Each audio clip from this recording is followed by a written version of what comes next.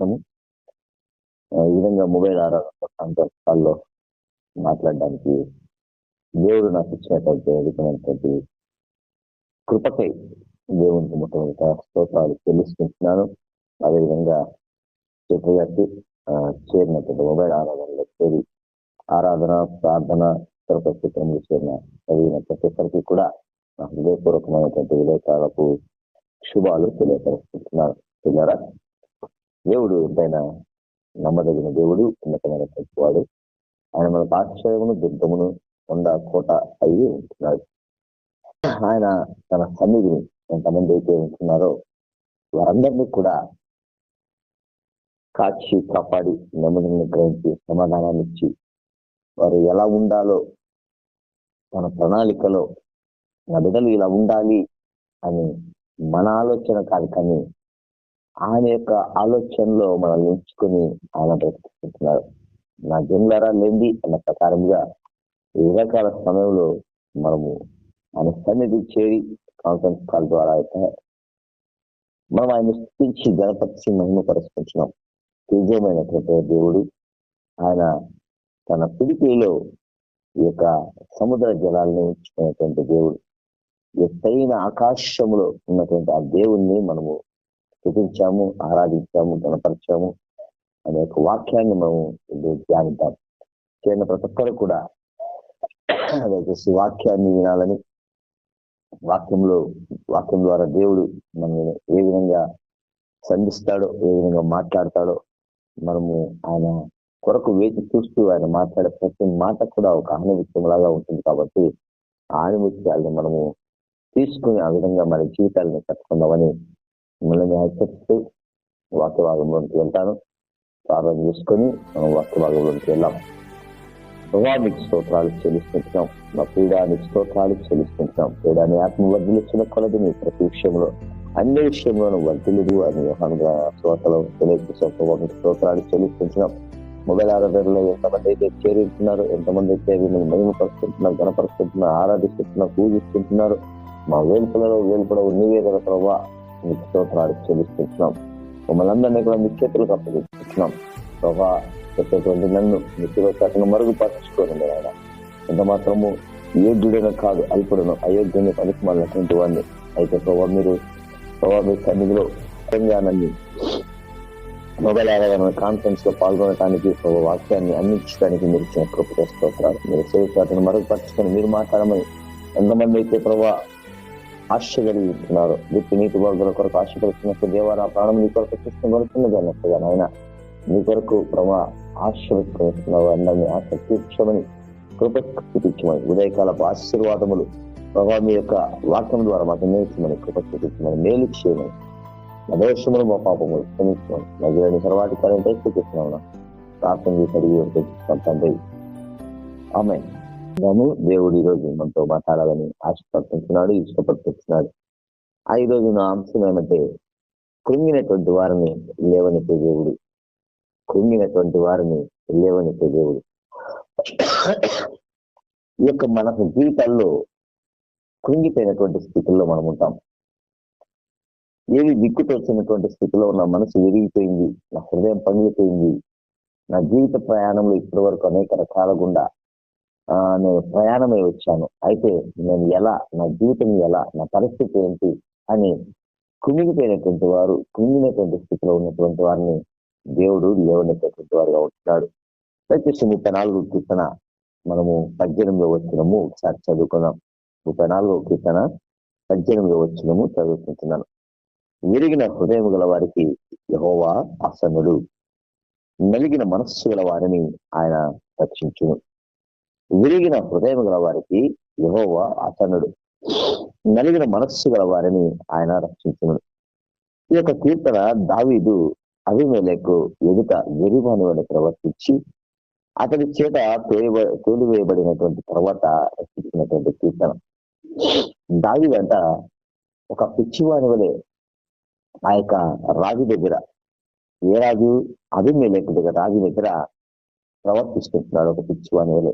ఎలా అంటే ఆ సౌలు ద్వారా తరం పడుతుంటున్నాడు.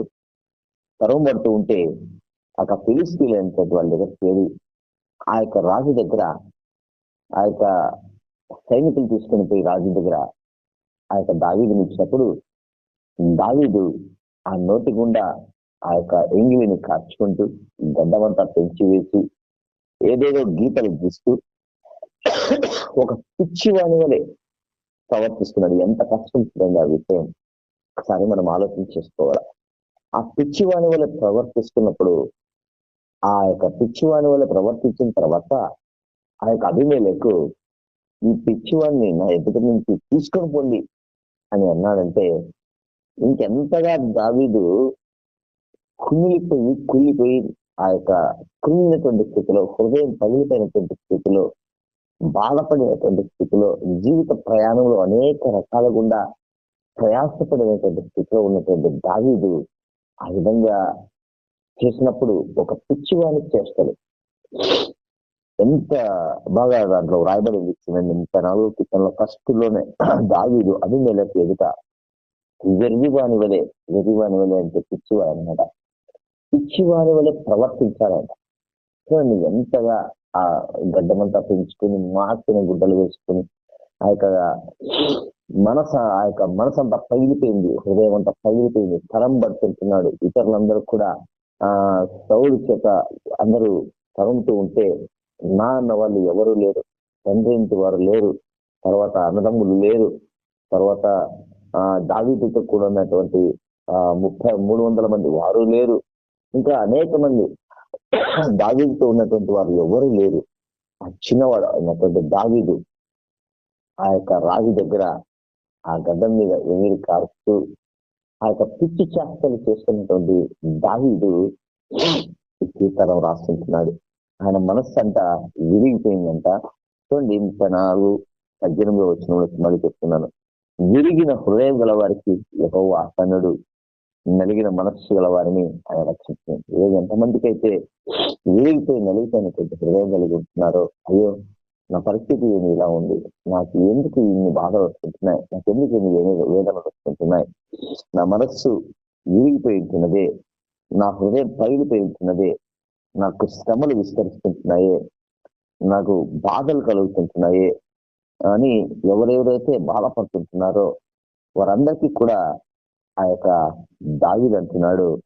ఏమంటున్నాడంటే విరిగిన హృదయం గల వారికి యెహోవా ఆసన్నుడు, నలిగిన మనస్సు గల వారిని ఆయన రక్షించును. ఎంత గొప్ప దేవుడు చూడండి. పిచ్చివారి మీదగా ప్రవర్తించి అబీమెలెకు ద్వారా కోలు వేయబడినటువంటి స్థితిలో నిజంగా దావీదుకు వచ్చినటువంటి పరిస్థితులు మన జీవితంలో మనం చూస్తే, ఆ పరిస్థితులను మనం చూస్తే చాలు, మనం తట్టుకోలేము. అంతకంటే మనకేం ఎక్కువ బాధలు రాలేదు, ఎన్నో ఇబ్బందులు మనకి ఎప్పుడు పడలేము. ఎందుకంటే ఆ యొక్క ఎప్పుడైతే ఆ యొక్క గొల్యాతు అన్నలు ఉంటున్నారు యుద్ధంలో, ఫిలిస్తీన్ తరఫున ఇశ్రాయేలీలందరూ కూడా యుద్ధం చేస్తున్నారు, ఫిలిస్తీన్లందరూ ఒక పక్క ఉంటున్నారు. ఆ యొక్క గొల్యాతు అంటున్నాడు, ఇశ్రాయేలీలందరి తరఫున కూడా ఎవరైనా ఒక్కరి యుద్ధానికి వస్తే చాలు, నేను నా దేశం అంతా కూడా నీకు లొంగిపోతామని ఆ యొక్క ఫిలిస్తీయుడైనటువంటి గొల్యాతు ఒక పక్క చేయాలంటున్నాడు. దావీదు ఒక్కడే ఓ పక్క ఉండి ఆ యొక్క ఏమంటున్నాడంటే, సున్నతి లేని ఈ ఫిలిస్తీయుడు మనల్ని మాట్లాడేది, మనము దేవుని జీవము దేవుని సైనికులం మనము అని చెప్పి ఆ యొక్క యుద్ధ రంగంలో ప్రవేశించి ఒక 5 గులకరాలు తీసుకొని 5 సామ్రాజ్యాలుగా ఉంటున్న ఫిలిస్తీయుల సంస్థానంలో 5 మంది అధికారులు ఉంటున్నారు. ఆ సాదృశ్యముగా ఒక రాయి తీసుకొని 5 రాళ్ళు తీసుకొని ఉన్నటివి అందులో ఒకటి తీసుకొని ఆ యొక్క ఒడిశల తీసుకొని ఎప్పుడైతే ఇచ్చుతాడో ఆ యొక్క నుదుటి మీద పడుతుంది. ఆ యొక్క గొల్యాతుకు నుదుటి మీద పడినప్పుడు ఆ యొక్క ఫిలిస్తీయుడు ఆ గొల్యాతు కత్తి తీసుకొని ఆ గొల్యాతుని తల నరికి ఆ యొక్క సామ్రాజ్యంలోనికి తీసుకొని వస్తూ ఉంటారు. తీసుకొని వచ్చేటప్పుడు ఏమంటారంటే, అనేక మంది స్త్రీలు అక్కడ చేరినటువంటి వారందరూ కూడా సౌలుకు 1000, దావీదుకు 10,000 అని చెప్పి కేకలు వేసినటువంటి వారుగా ఉంటున్నారు. నిజంగా ఇంత గొప్పగా అరిచినటువంటి వారు అందరూ కూడా దావీదు కొనియాడినటువంటి వారందరూ కూడా ఏమైపోయారో, ఎక్కడికి వెళ్ళారో, ఎందుకు ఈ బాధలు నాకు, ఎందుకు ఇన్ని సమస్యలు? అయ్యో నేను చచ్చిపోతే బాగుంటుంది అని ఎంతో మంది అనుకుంటా ఉండొచ్చు వాళ్ళ సమస్యలను బట్టి. ఎంతో మంది అయ్యో చనిపోతే నేను బ్రతికి ఏం సాధించాలి అని కూడా అనుకునేటువంటి వాళ్ళు చాలా మంది ఉంటారండి పిల్లారా. అయితే దావీదు ఆ యొక్క పిచ్చివాని చేష్టలు చేస్తున్నట్లుగా అభిమేలెకు దగ్గర మనం చూస్తుంటున్నాం. యోబు గ్రంథంలో అంటాడు, నిద్రలు ఎగిసిపడుతున్నట్లుగా మనుషులు శ్రవానుభవానికే పుట్టుకుంటున్నారు. చూడండి, నిప్పురవ్వలు ఎగిసిపడుతున్నట్లుగా మనుషులు శ్రమానుభవములకే పుట్టుచున్నారు. మనం అనుకుంటా ఉంటాం, ఎందుకు ఈ వేదనలు, ఎందుకు ఈ శోధనలు, ఎందుకు ఈ నిట్టూర్పులు, ఎందుకు ఇన్ని కష్టాలు అని మనమైతే అనుకుంటాం. కానీ వాక్యం చెప్తా ఉంది, మనుషులు శ్రమానుభవములకే పుట్టుతున్నారు అని. ఇటువంటి పరిస్థితిలో మన జీవితము ఉందేమో, మనం ఎంతో నిరుత్సాహంగా ఉంటున్నామేమో, విరిగిన మనస్సుతో, నలిగిన మనస్సుతో డిప్రెషన్ లో ఉంటున్నామేమో. చాలా మంది ఆ డిప్రెషన్ లో ఉండి ఎటుకు తోచిన స్థితిలో అయ్యే ఎందుకు ఈ బ్రతుకు అని ఆలోచన చేసుకుంటున్నారు. మనిషి జీవితమే ఒక అంధకారము, మనిషి జీవితమే ఒక కృంగుబాటు. ఏం చేయాలో అర్థం కాని పరిస్థితుల్లో ఉంటే దావీదు ఆ సమస్యలన్నింటినీ తట్టుకొని నిలబడ్డాడు. మనకొచ్చే సమస్యలనే మనం తట్టుకొని నిలబడలేం, కానీ దావీదు ఆ యొక్క సమస్యలన్నింటినీ కూడా తట్టుకొని నిలబడినట్లుగా మనం చూసుకుంటున్నాం. పిల్లారా, మనంటి వాళ్ళైతే తట్టుకోలేం. మనం ఎప్పుడు కూడా ఓడిపోయే వాళ్ళమే. అయితే దావీదు మాత్రం తట్టుకొని నిలబడ్డాడు. దావీదుకు ఒక రహస్యం తెలుసు. తన జీవితాన్ని ఎలా బాగు చేసుకోవాలో, కృంగిపోయిన తన జీవితాన్ని ఎలా ఎవరు లేవనెత్తుతారో, అతని విరిగిన మనస్సును, తన హృదయాన్ని తిరిగి ఎవరికైతే కడతారో, ఎవరి తన హృదయంలో ఉన్నటువంటి బాధను, వేదను తొలగిస్తారో, విజయం ఎలా సాధించాలో, ఎవరు సాధించి జీవితాన్ని సఫలీకృతం చేస్తారో దావీదుకు బాగా తెలుసు. ఆ రహస్యం ఏంటంటే, దేవుణ్ణి వదలకుండా అడవుల్లో చిన్నప్పటి నుంచినే పాటలు పాడుకుంటూ, గొర్రెలు తోలుకుంటూ దేవుని ఏ విధంగా మహిమపరిచాడో అది ఎప్పుడు కూడా జ్ఞాపకం చేసుకునేటువంటి వాడు. ఊహించిన పరిస్థితుల్లో లోకం పెట్టే ఇబ్బందుల్లో మనము ఆ యొక్క దురదృష్టవంతులు వీళ్ళు, మనం ఏదైనా ఇబ్బందుల్లో ఉంటే వీళ్ళు చాలా దురదృష్టవంతులప, వీళ్ళకి ఎప్పుడు ఏదో ఇబ్బందులు వస్తూ ఉంటాయి, ఎన్నో సమస్యలు వస్తుంటాయని కొంతమంది మనల్ని తూలనాడుతూ ఉంటారు, ఇబ్బంది పడుతుంటారు. అయితే దావీదు మాత్రము, దావీదును కూడా చాలా మంది తూలనాడారు, ఇబ్బంది పెట్టినారు. దావీదు ఇంత నడిచినటువంటి వారు ఎవరు లేరు ఇప్పుడు. ఒకప్పుడు చాలా మంది ఉండేటువంటి వాళ్ళు. ఒకప్పుడు దావీదుకు 10,000 సౌలుకు 1,000 అని పాటలు పాడినటువంటి వారు, దావీదుకు జేజేలు పలికినటువంటి వారు ఇప్పుడు లేరు. దావీదు ఎంత నడిచినటువంటి 400 మంది కూడా లేరు. దావీదు కుటుంబం వారు లేరు.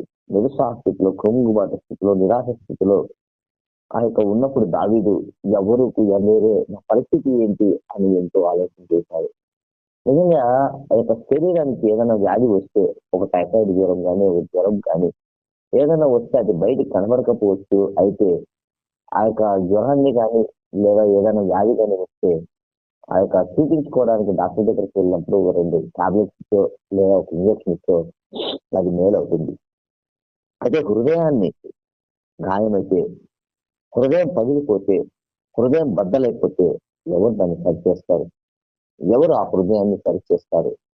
ఎవరు ఆ హృదయానికి నెమ్మదిస్తారు?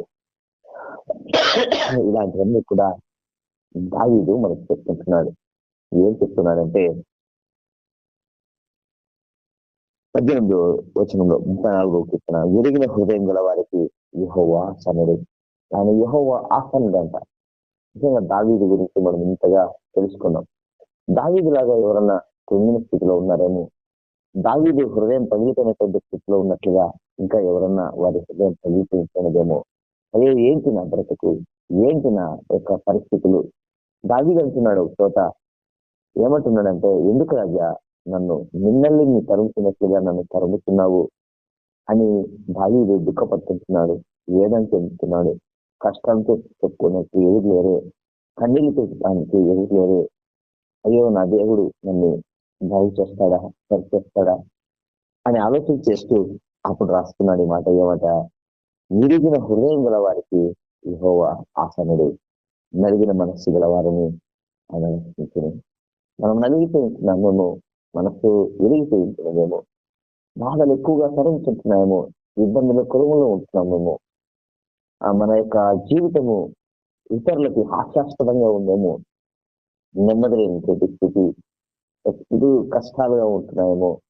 అయ్యో నాకు ఉద్యోగం లేదే, అయ్యో నాకు సరైనటువంటి భోజనం లేదే, అయ్యో నాకు సరైనటువంటి పని దొరకలేదే, అయ్యో నా కుటుంబ పరిస్థితులు ఎలా, నా జీవితం ఎలా, అయ్యో నాకు ఆ యొక్క అనుకున్నంతగా బాధలు ఉంటున్నాయి, ఎక్కువ బాధలు ఉంటున్నాయి అనుకున్నంతగా. ఎప్పుడు హాస్పిటల్స్ కు డబ్బులు పెట్టవలసి వస్తుంది, ఎప్పుడు అత్తమామలతో ఇబ్బందులు ఉంటున్నాయి, కోడలతో ఇబ్బందులు ఉంటున్నాయి, ఏదో కుటుంబంలో ఎప్పుడు కూడా చికాకులుగా ఉంటున్నాయి, అంధకార పరిస్థితులు ఉంటున్నాయి అని నలిగిపోతున్నాము. ఎటు చెప్పలేక నీ అంతకు నువ్వే వేదన మదన పడుతున్నాము. అయితే దేవుడు అంటున్నాడు దావీదు ద్వారా, ఏమంటున్నాడంటే, విరిగిన హృదయం గల వారికి యెహోవా తనడు. నిజంగా నీ హృదయం పగిలిపోయి ఉంటే, విరిగిపోయి ఉంటే నీకు దేవుడు ఆసన్నుగా ఉంటున్నాడు. నీకు కనిపించకపోవచ్చు పరిస్థితులు. ఇప్పుడు అయ్యో, ఇప్పుడు ఎవరు నన్ను కాచి కాపాడేవాళ్ళు లేరా, రక్షించేవారు లేరా, అయ్యో నా ప్రార్థన వినేవాళ్ళు లేరా, నా మొర వినేవాళ్ళు లేరా అని నువ్వు అనుకుంటా ఉండవచ్చు. అయితే దేవాతి దేవుడు అంటున్నాడు, ఆయన పేరే ప్రార్థన వినేటువంటి పావనుడు. యేసుక్రీస్తు ప్రభు వారు ప్రార్థన వినేటువంటి దేవుడు. ఆయన ఒక్కడే అంట మనల్ని సరిచేసేటువంటి దేవుడు. మన యొక్క శ్రమలన్నిటిలో కూడా మనల్ని విడిపించేటువంటి దేవుడు. నలిగినటువంటి మనస్సు గల వారిని ఆయన రక్షిస్తాడంట.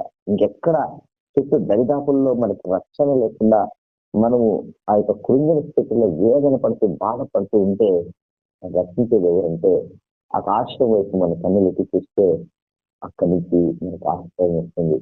దావీదు అంటున్నాడు, ఎక్కడున్నావు ప్రభా నువ్వు? ఆకాశం వైపు, ఆ యొక్క పర్వతముల వైపు నా కన్నులు ఎత్తుకుంటున్నాను, ఇదే లోకంలో కన్నులు ఎత్తుకుంటున్నాను, చూసుకుంటున్నాను, ఎక్కడున్నావు ప్రభా నువ్వు అన్నప్పుడు ఆకాశం వైపు నీ కన్నులు ఎత్తాడు చెప్పి దేవుడు మాట్లాడినట్లుగా మనం చేసుకుంటున్నప్పుడు ద్వారా ఎప్పుడు కూడా నిరుత్సాహ స్థితిలో ఉన్నాయేమో, వేదన పడుతుంటున్నాయేమో, అలాంటి స్థితిలో ఇంకొకరు ఉంటున్నారు. ఇప్పుడు దావీదు గురించి మనం తెలుసుకున్నాం. అటువంటి స్థితిలో ఇంకొకరు ఉంటున్నారు. వారు ఎవరో మనం చూద్దాం. మొదటి రాజుల గ్రంథము 17వ అధ్యాయము, మొదటి రాజులు 19వ అధ్యాయం ఫస్ట్ చూద్దాం. మొదటి రాజులు 19వ అధ్యాయము 1 నుంచి 4 వచనాలు ఉంటున్నాయి. ఇంతకు ఏం జరిగింది అక్కడ, ఎవరు అని మనం చూస్తే ఆ యొక్క మొదటి రాజుల గ్రంథంలో ఒక అతను ఉంటున్నాడు. ఎవరంటే అతని పేరు ఏలియా. అగ్ని వంటి ప్రవక్త. ఆ యొక్క అనేక మందిని, ఆ యొక్క ప్రవక్తలను, యెజబెలు ప్రవక్తలను, యెజబెలుకి ఇచ్చినటువంటి ప్రవక్తలను ఆ యొక్క 850 మంది మొత్తం సంహరించినటువంటి ప్రవక్త. అటువంటి ప్రవక్తల గురించి ఒకసారి మనం చదువుకున్నాం చూడండి. మొదటి రాజులు 19వ అధ్యాయం 1-4 వచనాలు. ఏలియా చేసినటంతయు అతడు ఖడ్గము చేత ప్రవక్తలందరినీ చంపించిన సంగతి అహాబు యెజబెలుకు తెలియచెప్పగా, యెజబెలు ఒక దూత చేత ఏలియాకు ఒక వర్తమానం పంపించాను. యెజబెలు ఒక దూత చేత ఏలియాకు ఈ వర్తమానం పంపించాను, రేపు ఈ వేళకు నేను నీ ప్రాణమును వారిలో ఒక ప్రాణం వలె చేయని ఎడల దేవుడు నాకు గొప్ప అపాయం కలలు చేయను కాక. కాబట్టి అతడు ఈ సమాచారం తెలుసుకొని లేచి తన ప్రాణము కాపాడుకొనుటకై పోయి యూదా సంబంధమైన బెర్షెబాకు చేరి అతడు ఉండమని తన దాసునితో చెప్పి, తాను ఒక దిన ప్రయాణం అరణ్యములోనికి పోయి ఒక బదిలీ వృక్ష కూర్చొని, మరణాపేక్ష గలవాడి యెహోవా, నా పితరుల కంటే నేను ఎక్కువ వాళ్ళను కాను, ఇంత మట్టుకు చాలును, నా ప్రాణము తీసుకొను అని ప్రార్థన చేశాను. ఏంటండి ఏలియా ఇలా ఉంటున్నాడు? ఏలియా ఒక పని చేశాడంట. ఏం చేశాడు? ఆ యొక్క చూడండి ఎంత స్పష్టంగా చెప్తున్నాడు. అహాబ్ అంట వినిపించున్నాడు. ఏలియా ఒక పని చేశాడు. ఏం చేశాడంటే, ఆ యొక్క ప్రవక్తలందరినీ కూడా, యెజబెలు యొక్క ప్రవక్తలందరినీ కూడా ఆ యొక్క ఏలియా సంహరించినాడట. ఖడ్గము చేత ప్రవక్తలందరినీ చంపించిన సంగతి ఆహాబు యెజబెలుకు తెలియచేశాను. ఆహాబు ఎవరు అంటే ఒక రాజు, యెజబెలు ఆ యొక్క అతని భార్య. ఈ యొక్క ఆహాబు వెళ్ళి యెజబెలుకు చెప్తున్నాడు, ఇగో ప్రవక్తలందరినీ ఆ యొక్క ఏలియా చంపేశాడు అని. అప్పుడు ఆ యొక్క యెజబెలు ఏం చేస్తానంటే, ఇంతమంది నువ్వు చంపావు కదా, రేపు ఈ వేళకు నిన్ను చంపకపోతే గొప్ప అపాయము దేవుడు నా మీదకి తీసుకొచ్చింది గాక అని చెప్పి అని చెప్పినట్లుగా మనం చూస్తుంటున్నాం. అందుకు భయపడి ఆ యొక్క ఏలియా దగ్గర దగ్గర 25 కిలోమీటర్లు 18 మైళ్ళు నడుచుకుంటూ వెళ్ళడా కాదు, పరిగెత్తుతూ వెళ్ళాడు. పరిగెత్తుతూ వెళ్ళి నిరాశతో, నిస్పృహతో, కృంగుదలతో, ఎపితోపుగా ఒక బదిలీ వృక్ష కింద కూర్చొని ఇంకా ఎవరు రాలేరులే, ఇదిగో ఇంకెవరు నన్నేం చేయలేరులే, ఇంత మాత్రం చాలు ప్రభా, అబ్రహాము దేవుడా, ఇస్సాకు దేవుడా, యాకోబు దేవుడా, నేను నా పితరుల కంటే ఎక్కువైనటువంటి వాడిని కాదు, కానీ ఇదిగో నా ప్రాణం తీసుకో అని చెప్పేసి ఒక కృంగుబాటుతనంతో ప్రార్థన చేస్తుంటున్నాడు. ఎందుకు ఇలా చేస్తుంటున్నాడు? 850 మందిని చంపినటువంటి ప్రవక్తలను, దైవ ప్రవక్తలను చంపినటువంటి ఏలియా ఒక యెజబెలుకు, ఒక స్త్రీకి, ఒక ఆడమ్మకు భయపడి ఆమె ఇచ్చినటువంటి ఒక దూత చేత ఇచ్చినటువంటి సమాచారాన్ని పట్టుకొని భయపడిపోయి పరిగెత్తుకుంటున్నాడు. ఎంత వేదన చూడండి. ఒక ఆడమ చేత భయపడి ఆ యొక్క ఏలియా పరిగెత్తుకుంటున్నాడు. అదే ఏలియా 17వ అధ్యాయంలో ఏం చెప్తున్నాడు? అంతటా గిలాదు కాపరస్తుల సంబంధుడు శిక్షుడైన ఏలియా అహాబు నొద్దకు వచ్చి, ఎవరి సన్నిధిని నేను నిలిచినానో ఇశ్రాయేలు దేవుడైన యెహోవా జీవముతోడు నా మాట ప్రకారం కలుగును గాక.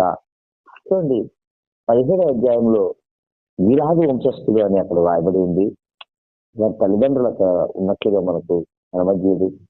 ఆయన ఏ ఊరి వాడు, ఎక్కడి నుంచి వచ్చాడు, ఏమి అంతా మనకు తెలియదు. ఒక్క గిలాదు కాపురస్తులు అని మాత్రమే ఉన్నది. ఉండి ఏమంటున్నాడు? అహాబు నొద్దకు వచ్చేయమంటున్నాడు, ఎవరి సన్నిధిని నేను నిలిచినానో ఇశ్రాయేలు దేవుడు నా యెహోవా జీవముతోడు నా మాట ప్రకారము కాక ఈ సంవత్సరంలో మంచైనను వర్షమైనను పడదని ప్రకటించను. పిమ్మట యెహోవా వాకు అతని ప్రత్యక్షంగా, నీవు ఇచ్చటి నుండి తూర్పు వైపునకు యోర్దానుకు ఎదురుగానున్న కేరీతు వాగు దగ్గర దాగి ఉండుము. ఆ వాగు నీవు త్రాగుదువు, అతడికి నీకు ఆహారము తెచ్చినట్లు నేను కాకోలములకు ఆజ్ఞాపించుకుని అని అతనికి తెలియచేయగా, అతడు పోయి యెహోవా సెలవుతో మాట చొప్పున యోర్దానునకు ఎదురుగానున్న కేరీతు వాగు దగ్గర నివాసము చేశాను. అతని కాకోలములు ఉదయమందు రొట్టెలు మాంసమును, అస్తమయమందు రొట్టెలు మాంసమును అతని ఎదురు తీసుకొని వచ్చుచుండెను. అతడు వాగునీరు త్రాగుతూ వచ్చాను. కొంతకాలమైన తర్వాత దేశంలో వర్షము లేక ఆ నీరు ఎండిపోయిను. యెహోవా జీవముతోడు చెప్తున్నాడు, యెహోవా జీవముతోడు, నేను గిలాదు కాపురస్తుని, యెహోవా జీవంతో చెప్తున్నాను, నా మాట ప్రకారం కలుగును గాక.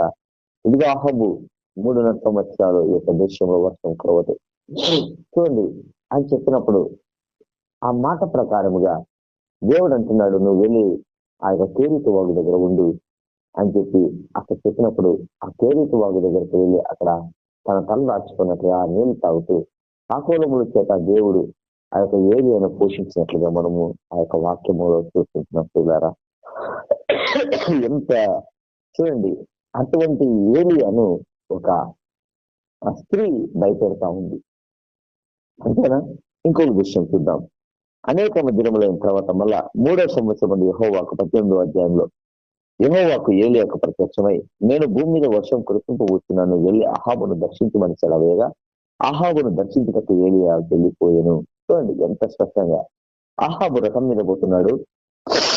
ఏలియా మామూలుగా చోట ప్రార్థన చేస్తూ ఉంటే ఆ యొక్క వర్షం వచ్చేటట్లుగా దేవుడు అంటున్నాడు, యెహోవా అంటున్నాడు ఏలియాకు ప్రత్యక్షమై, నేను భూమి మీద వర్షం కురిపింపబోతున్నాను, నువ్వు వెళ్ళి అహాబును దర్శించమని సెలవేగా అహాబును దర్శించుటకు ఏలియా వెళ్ళిపోయాను. షోమ్రోనులో ఘోరమైన క్షామం కలిగి ఉండగా అహాబు తన గృహ నిర్వాహకుడు ఓబద్యాన్ని తెచ్చింది. ఓబద్య యెహోవాను భయభక్తులు గలవాడు. యెజెబెలు యెహోవా ప్రవక్తలు నిర్మూలన తీర్చుండగా గుహలో 7 మందిని నలుగురిని దానికి అన్నపానం ఇచ్చి వారిని పోషించాను. చూడండి, అదంతా ఒక పెద్ద సారాంశము. అయితే వర్షము మళ్ళా కురుస్తుందని ఎవరు చెప్తున్నారంటే ఈ యొక్క ఏలియా అని చెప్తున్నారు. ఏలియా వెళ్ళి ఆ యొక్క తర్వాత ఆ గిలాదు కాపురస్తులైనటువంటి ఏలియా అహాబు దగ్గరికి వెళ్ళి ఆ విషయం చెప్పాలని ఆ యొక్క ఉపద్య చెప్పినప్పుడు ఉపద్య అంటున్నాడు, నేను వెళ్ళి చెప్తే మళ్ళా వర్షం రాకపోతే ఎవరు చెప్తాను, నేను చెప్పను అంటే, లేదు నువ్వు వెళ్ళి తొందరగా వెళ్ళి చెప్పు అంటే ఆ యొక్క ఉపద్య అక్కడి నుంచి వెళ్తున్నట్టుగా మనం చూస్తున్నాం పిల్లలు. అంతేనా? ఇంకా ఉంటున్నాయి. అటువంటి వారిని ఆ యొక్క యెజెబెలు భయపెడుతూ ఉన్నది. చూడండి ఎట్లా ఉంటున్నాయో ఆయన క్రియలు. 18వ అధ్యాయం 30వ వచనంలో ఒక మాట వ్రాయబడింది. 18వ అధ్యాయము 30వ వచనంలో చూడండి. అప్పుడు ఏలియా నా దగ్గరకు రండి జనులందరితో చెప్పగా జనులందరూ అతని దగ్గరకు వచ్చి అతడు క్రింద పడద్రోయబడినప్పుడు ఉన్న యెహోవా బలిపీఠం బాగు చేసి యెహోవాకు ప్రత్యక్షమై నీ నామము ఇశ్రాయేలునని వాగ్దానం నుండి యాకోబు సంతతి గోత్రములో లెక్క చొప్పున 12 రాళ్లను తీసుకొని ఆ రాళ్ల చేత యెహోవా నామమున బలిపీఠం కట్టించి దాని చుట్టూ 2 మాణిక్య గింజలు పట్టినంత లోతుగా కంటకము తవ్వించి కట్టెలను క్రమగముగా పోసి ఏదును తునకలుగా కోసి ఆ కట్టెల మీద ఉంచి జనుడికి చెందుగా మీరు 4 తొట్ల నిండా నీళ్లు నింపి దహనబలి పశ్చిమం మీదను కట్టెల మీదను పోయడని చెప్పారు. అది అయిన తర్వాత 2వ మారు ఆ ప్రకారమే చేయడని అతడు చెప్పగా వారు 2వ మారును అలాగే చేశారు. చూడండి అసలు ఎంత బాగుందో. ఒక కర్మేలు పర్వతం దగ్గర అందరూ కూడా చేరారు. యెజబెల్ ఉంది. యెజబెలు భర్త అహాబు రాజుంటున్నాడు.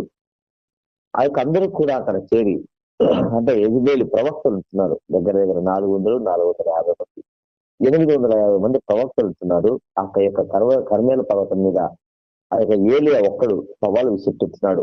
ఎవరి సన్నిధిలో నిలిచిందనో ఆ జీవం కలిగినటువంటి దేవుని తోడు ఎవరైతే ఇశ్రాయేలు పక్షముగా దేవుడు యెహోవా నిజమైన దేవుడు ఎంతమంది అయితే ఆ యొక్క నా దగ్గరకు వస్తారో వారందరూ రండి. మిగతా వాళ్ళందరూ ఆ యొక్క యెజబెలు ప్రవక్తలుగా ఆ యొక్క అష్టరోగులు ప్రవక్తలుగా మీరు ఆపకుండండి అని చెప్తే అనేక మంది ఇశ్రాయేలు ఫస్ట్ లో నిరాకరించారు. కానీ కొంతమంది ఆ యొక్క కర్మేలు పర్వతం మీద నిల్చుకున్నారు. అందరూ నిల్చుకుని ఉంటే ఆ యొక్క ఒక ఒప్పందానికి వచ్చారు. వాళ్ళందరూ కూడా నేను స్టోరీగా చెప్తున్నానండి. ఒప్పందానికి వచ్చారు. ఏం చెప్తున్నారంటే ఏలియా ఇదిగో ఎవరైతే అగ్నిని తీసుకొని వచ్చి దహన బలిని అర్పిస్తారో ఆ యొక్క దహన బలి ఎవరైతే ఆకాశము నుండి అగ్ని వచ్చి దహన బలి ఒక్కసారిగా బూడిదగా అవుతుందో వారే నిజమైనటువంటి దేవుడు. ఇది మన ఒప్పందం అని చెప్పేసి ఏలియాను ఆ యొక్క యెజబెలు ప్రవక్తలు అందరూ కూడా మాట్లాడుకొని ఒక ఒప్పందానికి వచ్చి చూస్తే ఆ యొక్క కర్మేల పర్వతం మీద ఆ యొక్క సవాల్ జరుగుతూ ఉంది. ఆ జరుగుతున్నప్పుడు వారందరూ కూడా అనేక మంది ప్రవక్తలందరూ కూడా ఆ యొక్క యెజబెలు ప్రవక్తలు కొరడాలతో కొట్టుకుంటూ ఉంటారు, రక్తం కోసుకుంటూ ఉంటారు. ఆ యొక్క ఏలియా వాళ్ళందరినీ కూడా కూలంటూ వాళ్ళందరినీ కూడా హాస్యాస్పదంగా మాట్లాడుతుంటున్నా. ఇంకో నిద్రపోతున్నాడేమో దేవుడు లేచి వచ్చేటప్పటికి టైం పడుతుందేమో, ఏ దారిలో ఉంటున్నాడేమో అని వారందరినీ హాస్యాస్పదంగా మాట్లాడినట్లుగా మనం చూసుకుంటున్నాం. ఎంత ఉన్నతమైనటువంటి దేవుడు చూడండి మన దేవుడు. ఇంకా ఏలియా అయిపోయింది. వాళ్ళందరూ కూడా మామూలుగా వారి చేత కాలేదు. సాయంత్రం కావస్తుంది. ఏ దేవుడు ఏ అగ్ని కూడా రాలేదు. వారందరూ కూడా ఆ యొక్క దేవతను అగ్నిగా భావిస్తారు కాబట్టి మొదట ఒప్పుకున్నారు. కానీ తర్వాత ఏది కూడా అగ్ని రాలేదు, ఏమీ రాలేదు. అయితే తర్వాత ఆ యొక్క ఏలియా ప్రార్థన చేయడం ప్రారంభించాడు. ఏలియా ప్రార్థన చేసి ఇంకా చాలించక ముందే చూడండి ఎంత బాగా స్పష్టంగా వ్రాయబడతా ఉంది. ఇక్కడ ఆ యొక్క 18వ అధ్యాయంలోనే 17వ వచనం, యెహోవా నా ప్రార్థన ఆలకించుము, యెహోవావైన నీవే దేవుడవై ఉన్నావనియు నీవు వారి హృదయములను నీ తట్టుకు తెలియచేయవనియు ఈ జనులకు తెలియనట్లుగా నా ప్రార్థన అంగీకరించుము. అతడు ఈ రాగున ప్రార్థన చేయుచుండగా యెహోవా ఆజ్ఞ దిగి దహన బలి పశువును కట్టెలను రాళ్లను బుగ్గిని దహించి కందకమందున్న నీళ్లను ఆరిపోచేసను. ఎంత శ్రేష్టమైనటువంటి మాటలు చూడండి. నిజంగా గొప్ప కేకలు వేస్తున్నారంట 39వ వచనంలో. అంతటా జనులందరూ దాన్ని తెచ్చి సాగిలపడి యెహోవాయే దేవుడు, యెహోవాయే దేవుడు అని కేకలు వేసిరి. నిజంగా ఆ యొక్క సవాలు చూసి అనేక మంది ఆ యొక్క ప్రవక్తలు వారి చేత కాక వారి మౌనంగా ఉన్నప్పుడు ఇంకా చాలు, మీరు ఇక నేను చేస్తానని చెప్పి ఆ 12 గోత్రపు రాళ్ళనన్నిటిని కూడా తీసుకొని వాటన్నిటిని పేర్చి ఆ గోత్రపు రాళ్ళన్నీ పడిపోయినాయి. ఆ రాళ్ళన్నిటిని 12 రాళ్లను తీసుకొని సక్రమంగా పేర్చి దహన బలిని సరిచేసి ఆ దహన బలి పీఠం మీద ఒక ఎద్దును ఉంచి దాని మీద తునాతునకలు చేసి దాని మీద నీళ్లు పోయించాడంట. డ్రమ్ములు నీళ్లు పోయించి ఆ యొక్క ప్రార్థన చేసుకుంటున్నాడు. ప్రభా వీరందరూ తెలుసుకున్నట్లుగా, నువ్వు నిజ దేవుడని తెలుసుకున్నట్లుగా ఈ యొక్క దహన బలి జరిపించు ప్రభా. ఇంకా ప్రార్థన చేయక ముందే అగ్ని ఆకాశం నుండి దిగి ఆ యొక్క దహన బలి అంత బూడిదిగా అయినట్టుగా మనం చూసుకుంటున్నాం. పిల్లరా, ఎంత గొప్ప దేవుడు మన దేవుడు, ఎంత ఉన్నతమైనటువంటి దేవుడు చూడండి. నేను ఆశ్చర్యకారాలు చేస్తున్నాను. మొట్టమొదటిగా వర్షము రాలేదు. రెండవదిగా వర్షం వచ్చింది. మూడవదిగా ఈ యొక్క ఆ కర్మేలు పర్వతం దగ్గర దహన బలి జరిపించుకుంటున్నాడు. ఇంత ధైర్యవంతుడు, అగ్ని వంటి ప్రవక్త, ఉన్నతమైనటువంటి ప్రవక్త అయినా కూడా ఆ 19వ అధ్యాయంలో వచ్చేసరికి ఆ యొక్క ఆహాబు రాజు యెజెబెల్ దగ్గరికి వచ్చి అతను సంహరించాలని చెప్తే ఆ యెజెబెలు ఒక దూత చేత వర్తమానం పంపుతుంది. ఇదిగో రేపు వేళకు నువ్వు చనిపోతావు అని చెప్తే నేను ఈరోజు చనిపోయినటువంటి వారి లెక్కలో నువ్వు కూడా చేర్చబడతావు అని చెప్తే ఏలియా భయపడిపోయి పరిగెత్తిపోతున్నాడు. ఎందుకు పరిగెత్తుతున్నాడు?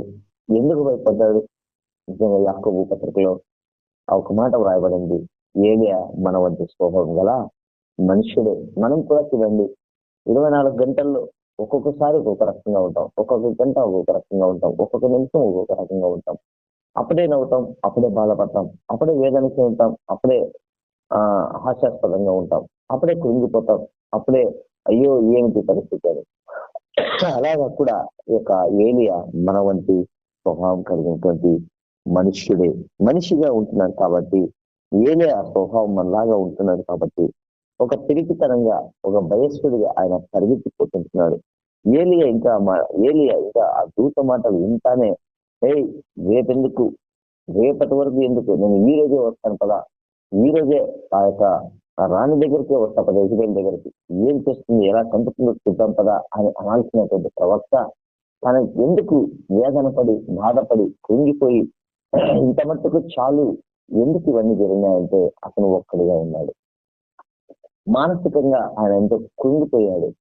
ఆయన ఎంతో ఒక్కడినే నేను ఆరాధిస్తుంటున్నాను, ఒక్కడినే నేను కష్టపడుతున్నాను అన్నట్లుగా ఆయన బిహేవ్ చేస్తా ఉంటే దేవుడు అంటాడు, ఇదిగో నేను ఒక్కడనే ప్రభు బాధపడుతున్నాను, కృంగిపోతున్నాను అంటే దేవుడు ఏమంటున్నాడంటే నువ్వు ఒక్కడే కాదు, 7,000 మంది విగ్రహారాధికులుగా కాకుండా నన్ను ఆరాధించేవారు ఉంటున్నారు ఏలియా అని ఏలియా చెప్తున్నట్లుగా మనం చూస్తున్నాం. ఆ యొక్క బదిలీ వృక్షం కింద ఒక ప్రార్థన చేస్తున్నాడు. ఆ యొక్క ఏలియా ఏమంటున్నాడంటే మరణాపేక్ష గల 4వ వచనం, 19వ అధ్యాయం 4వ వచనం, తాను ఒక దిన ప్రయాణము అరణ్యంలోనికి పోయి ఒక బదిలీ వృక్షం కింద కూర్చుంది. మరణాపేక్ష గలవాడు యెహోవా, నా పితరుల కంటే నేను ఎక్కువ వాళ్ళని కాను, ఇంత మట్టుకు చాలును, నా ప్రాణం తీసుకోనమని ప్రార్థన చేశాను. ఎవరైనా ప్రాణం తీసుకొని ప్రార్థన చేస్తారండి? మనలో ఎవరైనా చేస్తారా? ప్రభా ఈరోజు మంచి నిద్ర నిచ్చావు, తిరిగి నన్ను రక్షించేందుకు స్తోత్రాలు, ఈరోజు ఇంతట్లో మీరు కాపాడండి అని ప్రార్థన చేస్తాం. కానీ ఇక్కడ ఏమంటున్నాడంటే నిద్రపోతున్నట్లుగానే మీరు నన్ను చంపే ప్రభా, ఇంక చాలు, నేను బ్రతకలేనని అంటున్నాడు. ఎందుకు? యెజెబెలు పంపించినటువంటి ఆ వర్తమానమును బట్టి ఆయన చాలా కృంగిపోతున్నాడు. నిద్ర సరిగా లేదు, ఆహారం సరిగా లేదు. ఇదిగో ఎప్పుడు కూడా పరిగెత్తే ఉరుకులు పరుగులుగానే జీవితం ఉంటుంది. ఎందుకంటే ఒక్కడిగా వీలాది కాపరస్తుడు అని ఒక్కడిగా వచ్చాడు, ఒక్కడిగా సవాలు విసర్జిస్తున్నాడు, ఒక్కడిగానే రాజులో పోరాడుతున్నట్లుగా ఆయన తనంతకు తాను ఊహించుకుంటూ అయ్యో ఎలాంటి నా పరిస్థితి అని ఆ యొక్క బదిలీ వృక్షం కూర్చొని ప్రార్థన చేస్తున్నట్టుగా మనం చూస్తున్నాం. పిల్లరా, ఆయన నిరాశ నిస్పృహలో ఉంటున్నాడు, కృంగుబాటులో ఉంటున్నాడు. ఈ రోజు ప్రపంచంలో కూడా చాలా మంది, 100% మంది, ప్రపంచం అంతా కూడా నిరాశ నిస్పృహ, మనస్సుకు కలిగినటువంటి భయాన్ని, ఆ యొక్క గాయాలను ఎవరు పెడతారు, ప్రాణాన్ని ఎవరు, కృంగినటువంటి ప్రాణానికి ఎవరు నాకు ఓదారుస్తారు అని వేసేటువంటి వారు ఉంటారు. అన్ని ఉండి కూడా ఒంటరితనంగా ఉన్నామే, మన పరిస్థితులు ఏంటి అని చాలా మంది ఆలోచన చేసేటువంటి వారు కూడా ఉంటున్నారు. దేవుడు ఏలియాను గొప్పగా వాడుకున్నాడు. 18వ అధ్యాయంలో ఇంతగా వాడుకున్నటువంటి దేవుడు ఆ దేవుణ్ణి మర్చిపోయి ఆ యొక్క యెజెబెలు ఇచ్చినటువంటి మాటనే తీసుకున్నాడు. కానీ దేవుడు తన పట్ల ఎన్ని కార్యాలు చేశాడో, వర్షం తీసుకోమంటే నిలిచిపోయింది, వర్షం రమ్మంటే వర్షం వస్తా ఉంది, తర్వాత ఇంకా ఎన్నో కార్యాలు ఆ యొక్క కర్మేలు పర్వతం దగ్గర జరిగినటువంటి దృశ్యాలు అయితేనేమి, ఇంకొక చోట ఒక ప్రాణాన్ని రక్షించడం అయితేనేమి, ఇలాంటివన్నీ కూడా చేసినటువంటి వాడు ఒక్క క్షణం దేవుణ్ణి మర్చిపోయి ఆ యొక్క 18 దగ్గర 25 కిలోమీటర్లు పరిగెత్తిపోతున్నట్లుగా, 18 కిలోమీటర్లు పరిగెత్తిపోతున్నట్లుగా మనం చూసుకుంటున్నాం. మనం మట్టి వారము, మనం గుర్తెరగాలి మనంతకు మనం ఏం ప్రభావ నా చిన్న భక్తిని నేనేమి అని మనం ఆలోచించేసుకోవాలి. నిజంగా మనకు కూడా శ్రమలు వస్తే ఆయన పరిగెత్తి ప్రార్థన చేస్తున్నాడు. మనం ప్రార్థన చేసేటువంటి వరంగా ఉంటున్నామా? నిరాశ నిస్పృహల్లో ఓర్పు కలిగి ధైర్యంగా మనం ప్రార్థన చేస్తున్నామా? నిద్రపై లేకపోతే మన పరిస్థితి ఏంటి అని మనం అనుకుంటాం, కానీ నిద్రలోనే నన్ను తీసుకో ప్రభు అని ఆ యొక్క ప్రార్థన చేసినట్లుగా మనం పిల్లరా, మన జీవితము ఆయన ఎప్పుడు కూడా నూతనంగా ఉండాలని, ఎప్పుడు కూడా మనం బాగుండాలని ఆయన ఆశపడేటువంటి దేవుడు. చూడము నా అరచేతుల్లో నేను చెప్పుకొని ఉన్నాను అని చెప్పినటువంటి దేవుడు. పర్వతములు తొలగిన మెట్టలు తత్తరి నా కృప నేను విడిచిపోదు అని సెలవిచ్చినటువంటి దేవుడు ఈరోజు మనతో కూడా ఉంటున్నాడు. మనం నిరుత్సాహ స్థితిలో మనల్ని ఎప్పుడు కూడా లేవనెత్తాలని, మన కృంగిన స్థితిలో మనల్ని ఆ కృంగినటువంటి స్థితిని కన్నిటిని కూర్చేయాలని ఆయన ఆశపడేటువంటి దేవుడు. మన దేవుడు మనకి ఎప్పుడు కూడా ఆశ్రయంగా ఉండేటువంటి దేవుడు, అండగా ఉండేటువంటి దేవుడు. 18వ అధ్యాయం 17-18 వచనాల్లో ధైర్యవంతుడిగా ఉన్నటువంటి ఆ యొక్క ఏలియా బహుబలహీనుడిగా ఆ యొక్క మొదటి రాజులు 19:2-3 వచనాల్లో ఉంటున్నాయి. బహుధైర్యవంతుడు 18వ అధ్యాయం 17-18 వచనంలో, బహుబలహీనుడిగా 19వ అధ్యాయం 2-3 వచనాల్లో కనబడుతున్నాయి. మన జీవితంలో కూడా అంత మనం ఎప్పుడైతే భయపడతామో నిజంగా మనం ఎంతో బలహీనం అయిపోతాం. ఏలియా లాగా మనం కూడా భయమే మనల్ని ఎప్పుడు కూడా మన భయము మనల్ని ఎలా చేస్తుందంటే, దీనత్వంలో మనకు కలిగేటువంటి భయము అనేది చాలా ఎక్కువ ఆందోళన కలిగిస్తుంది, కలవరం కలిగిస్తుంది. ఆ భయము అనేది బలమైనటువంటి ఏలియా కూడా బలహీనుడైపోయినట్టుగా మనం చూసుకుంటున్నాం. భయమే ఎరిగినటువంటి ఏలియా బలహీనమైపోయిస్తున్నాడు. నిజంగా రాజుకు సవాలు విసిరినటువంటి ఏలియా పరిగెత్తిపోతున్నాడు. అగ్ని వంటి ఏలియా పరిగెత్తిపోతున్నాడు. ఒక ప్రార్థన ఇలా చేసి చేయకున్నట్లే అగ్ని దిగి వస్తా ఉంటే ఆకాశం నుంచి ఆ దహన బలినంత బుగ్గి చేసినటువంటి ఆ దేవుడు, జీవం కలిగినటువంటి దేవుని ప్రార్థన చేసినటువంటి ఏలియా పరిగెత్తిపోతున్నాడు. రోషం కలిగినటువంటి ఏలియా నిజంగా పరిగెత్తిపోతున్నాడు. ఎందుకు ఇవన్నీ జరుగుతున్నాయంటే, ఏలియా మన వంటి స్వభావం కలిగినటువంటి మనుషుడు. నిజంగా ఎంత నిరాశలో ఉంటున్నాడు ఏలియా, ఎంత ఒంటరితనంలో, దీనత్వంలో, కృంగిన స్థితిలో ఏలియా ఉంటున్నాడు. ఆ కృంగిన స్థితిలో ఉన్నటువంటి ఏలియాను ఆ బదరి వృక్షం కింద ఆ యొక్క దేవదూత వచ్చింది. చూడండి ఎంత స్పష్టంగా ఉంది అక్కడ. 5వ వచ్చింది 19వ అధ్యాయం 5వ వచ్చింది. అతను బదరి వృక్షం కింద కూర్చోండి, బదరి వృక్షం కింద పరుండి నిద్రించుండగా ఒక దేవదూత వచ్చి అతను బుట్టి నీవు లేచి భోజనం చేయమని చెప్పాడు.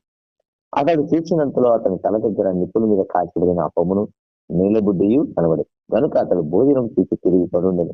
అయితే యెహోవా దూత 2వ మారు వచ్చి అతను బుట్టి నీ శక్తికి మించిన ప్రయాణం నీకు సిద్ధమై ఉన్నది, నీవు లేచి భోజనం చేయమని చెప్పినప్పుడు అతడు లేచి భోజనం చేసి ఆ భోజనపు బలము చేత 40 రాత్రి పగలు ప్రయాణము చేసి దేవుని పర్వతమని పేరు పెట్టబడిన హోరేబునకు వచ్చి అచ్చట ఉన్న ఒక గుహలో చేరి బస చేశాను. చూడండి, 2 సార్లు ఆయన భోజనం చేసినట్లుగా చూసుకుంటున్నాం. 2 సార్లు బాగా నిద్రపోయినట్లుగా మనం చూసుకుంటున్నాం. కాబట్టి అంత నిరుత్సాహంలో అంతగా పరిగెత్తి వచ్చి అంతగా ఇబ్బందికరంలో ఉన్నటువంటి ఏలియాను దేవదూత వచ్చి ముట్టి లేచినట్టుగా మనం చూసుకుంటున్నాం. నిజంగా ఈ రోజు కూడా మనం ఆలోచన చేయాలి. మన పరిస్థితులను చూసి మనం భయపడుతున్నామేమో, మన ఇబ్బందులను చూసి మనము అయ్యో ఎందుకు నాకు ఇన్ని ఇబ్బందులు వస్తున్నాయి, ఏమి నా పరిస్థితి, ఏమి నా జీవితం ఇలా అయిపోయిందని చెప్పి మనలో మనం మదన పడుతున్నామేమో, వేదన పడుతుంటున్నామేమో, దిక్కుతో వచ్చిన స్థితిలో ఉంటున్నామేమో. నిజంగా ఏలియాకు చాలైనటువంటి నిద్ర ఒకప్పుడు లేకపోయింది, కానీ ఎప్పుడైతే దేవదూత వచ్చిందో ఆ బదిలీ కింద చాలినంత నిద్రపోయాడు. రెండవదిగా ఎంత ఆకలిగా ఉన్నాడో అంతగా ఫుడ్ దేవదూత ఆకాశం నుండి వచ్చి ఆ యొక్క తల దగ్గర నిప్పుల కొలిమి దగ్గర ఆ యొక్క ఆహారము సిద్ధపరిచినట్లుగా మనం చూసుకుంటున్నాం. ఎంత గొప్ప ప్రవక్త అండి, ఎంత ఉన్నతమైనటువంటి ప్రవక్త. ఇటువంటి ప్రవక్తను దేవుడు లేవనెత్తుతున్నాడు.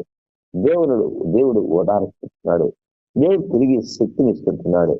ఏలియా, నువ్వు వెళ్ళి నువ్వు ప్రయాణం చేయవలసింది చాలా ఉంది, నువ్వు వెళ్ళాలి అని చెప్తే తిరిగి ఏలియాకు ఆ 2 పూట్ల తిని భోజనం చేసి బాగా నిద్రించిన తర్వాత ఆ యొక్క 7వ వచనంలో చూడండి, అయితే యెహోవా దూత 2వ మారు వచ్చి అతను ముట్టి నీ శక్తికి మించిన ప్రయాణం నీకు సిద్ధమై ఉన్నది. నువ్వు లేచి భోజనం చేయమని చెప్పినప్పుడు అతను లేచి భోజనం చేసి ఆ భోజనపు బలము చేత 40 రాత్రుల పగళ్ళు ప్రయాణం చేసి దేవుని పర్వతం అని పేరు పెట్టబడిన హోరేబునకు పోయాను. అక్కడ పోయి హోరేబునకు పోయి అక్కడ ఒక గుహలో కాపురం ఉన్నట్టుగా మనం చూస్తున్నాం. చూడండి, ఒక యజ్బేలు చేసినటువంటి ఆ యొక్క దూత ద్వారా పంపినటువంటి ఒక వర్తమానము ద్వారా ఆ యొక్క ఏలియా ఆ యొక్క మరణానికి పాత్రని ఇతను బ్రతకూడదు, ఇక నా జీవితం వ్యర్థము, ఇదిగో తరుముకొని వస్తున్నారేమో, రేపటికి ఈ వేళ కొంత నన్ను చంపేస్తుందేమో అని ఒక మాటకు ఎంతో ధైర్యం కలిగినటువంటి వాడు, రోషం కలిగినటువంటి వాడు, ఎంత వ్యాధమైన ఎదిరించేటువంటి దేవుడు, యెహోవా నామమున ప్రార్థన చేసేటువంటి వాడు, బలాఢ్యుడైనటువంటి ఏలియా ఒక స్త్రీకి, ఒక ఆమె మాటకు వెళ్ళి ఆ మాటకు భయపడి ఇదిగో ఇంకా నా పరిస్థితి ఇంతే అని చెప్పి దగ్గర 18 మైళ్ళు 25 కిలోమీటర్లు పరిగెత్తుకొని పోయి ఎవరో వెంటపడి తరుగుతున్నట్లుగా పరిగెత్తుకొని పోయి వేదనపడి కొంగుదలలో ఉన్నప్పుడు ఆ యొక్క దేవదూత వచ్చి అతని తల దగ్గర ఆ యొక్క నిప్పులు కుంపట పెట్టి అతని ఓదారుస్తూ తను ముట్టి స్వస్థపరుస్తూ, ఇదిగో నేనున్నాను, భయపడద్దు, ఇదిగో చూడుకు నా అరచేతుల్లో నేను చెక్కుకొని ఉంటున్నాను, నా కౌగిల్లో ఉంటున్నావు, నా భుజాల మీద నేను పడుకోబెట్టుకున్నాను అని దేవాతి దేవుడు చెప్పి, ఇదిగో నీ శక్తికి మించినటువంటి ప్రయాణం నీ ముందరుంది, ఇదిగో భోజనం చేసి నువ్వు వెళ్ళు అన్నప్పుడు తిరిగి హోరేమునకు వెళ్ళి అక్కడ గుహలో ఉన్నట్లుగా మనం చూసుకుంటున్నాం. ఇంకా 10 సంవత్సరాల సేవ ముందుంది దేవుడి దగ్గర. ఇంకా 10 సంవత్సరాలు ఆయన బ్రతకాల్సి ఉంది. ఇంకా ఎలీషాను ఆయన శిష్యుడిని ఏర్పాటు చేసుకోవాల్సి ఉంది. ఇంత ఉండగా ఆయన నన్ను చంపి నేను చనిపోతాను అని ఏది అంటే బదిలీసిన ప్రార్థన చేస్తే దేవుడు వింటాడా? ఏది దేవునికి ఇష్టమైన ప్రార్థన చేస్తాడో ఆ ప్రార్థన మాత్రమే వింటాడు. దేవునికి ఇష్టం లేని ప్రార్థన, దేవునికి ఇష్టం కాని ప్రార్థన దేవుడు ఎప్పుడు కూడా వినడు. నిజంగా ఈ మాటలు చదువుతున్నప్పుడు నాకు ఎంతో ధైర్యం వచ్చింది. మిమ్మల్ని కూడా నేను ధైర్యపరుస్తున్నాను. దేవాతి దేవుడు మన పక్షంగా ఉంటున్నాడండి. దేవుడు ఉన్నతమైనటువంటి దేవుడు, ఆశ్చర్య కార్యాలు జరిగించే దేవుడు, మహిమ కార్యాలు జరిగించే దేవుడు. మన జీవితాల్లో మనం కొంగిపోయినాము. దావీదు కొంగిపోయినటువంటి స్థితిలో ఉంటే దావీదును రాజుగా చేశాడు దేవుడు. దావీదు నిన్నల్ని కలిగినట్లు రాజా నన్ను ఎందుకు తరుముతున్నావు అన్నప్పుడు ఆ యొక్క అహిజ్ఞలకు రాజు దగ్గర చేరి, ఇదిగో నా పని అయిపోయింది, ఇదిగో నేను ఒక పిచ్చివాడిగా నటించాలి, లేకపోతే నన్ను చంపేస్తానని దావీదు ఆ యొక్క గోడ మీద పిచ్చి గీతలు తీసుకుంటూ, ఆ యొక్క జల్లి కాచుకుంటూ, అయ్యేదంతా కాచుకుంటూ, ఒక పిచ్చివాడి మీద తల వెంట్రుకలన్నీ పెట్టి వేసుకుంటూ ఎంతగా రోధించాడో, ఎంతగా మదనపడ్డాడో అటువంటి వాడిని దావీదుని దేవుడు సింహాసనం ఎక్కించాడు.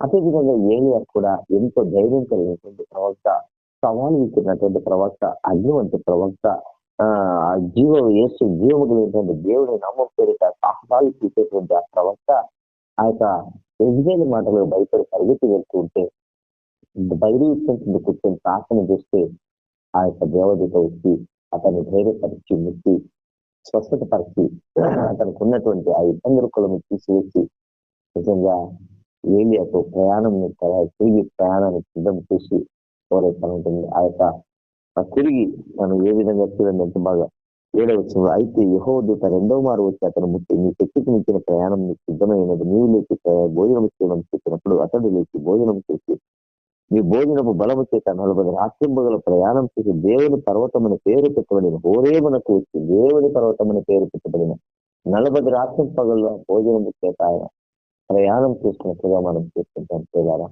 మన జీవిత ప్రయాణంలో కూడా మనం కూడా ఆయన్ని కలిగి మనం ప్రయాణం చేయాలి. ఆయన మనల్ని పోషించేటువంటి దేవుడు, ఆయన మనల్ని కాచి కాపాడి సంరక్షించే దేవుడు. ఎవరైనా నితూర్పులో ఉంటున్నారా, నిరుత్సాహంలో ఉంటున్నారా, అధైర్యపడవద్దండి, ధైర్యంగా ఉండండి. దేవుడు మన పక్షాన ఉన్నాడు. నిజంగా ఆయన తప్ప మనకి ఎవరు లేరు. ఆయన మన ఆశ్రయం, మన దుర్గము, మన కొండ, మనకు నెమ్మదిని సహాయాన్ని దయచేసే దేవుడు.